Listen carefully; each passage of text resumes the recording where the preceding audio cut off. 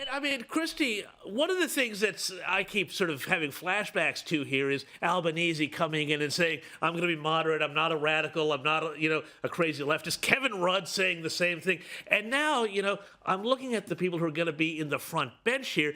Their Home Secretary seems like a complete, dope, frankly, because he once called out the BBC for asking if the Vatican would put out black or white smoke into the chimney when the Pope was being elected. He thought that was racist. We've also seen the person who's going to be in charge of immigration. She's posed for #RefugeesWelcome campaigns on social media. This feels to me like this is going to be just a disaster, Kristy. Well, it's certainly interesting, isn't it? It's at odds with what's happening around the rest of Europe, with European, continental Europe moving to the right.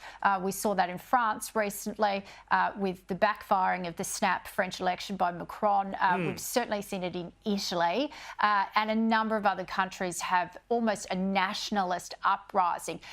What's really interesting here, and perhaps contrary to the narrative that James and you were just speaking of, about reform taking the Conservative vote. So yes, it absolutely did. But reform came second in 106 electorates.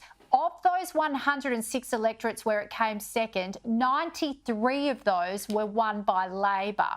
So their vote is accelerating in Labor-held seats as well.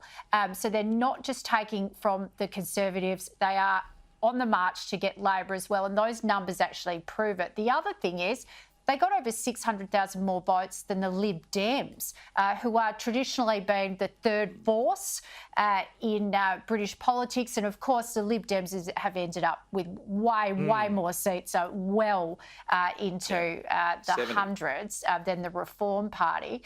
But of course, it just demonstrates that there is room for the Reform Party to grow if we look really at the granular level of the number of votes and the great load of seats that they came second in. Kristy McSweeney, James Ashby, going to have to leave it there. Thank you so much for joining us.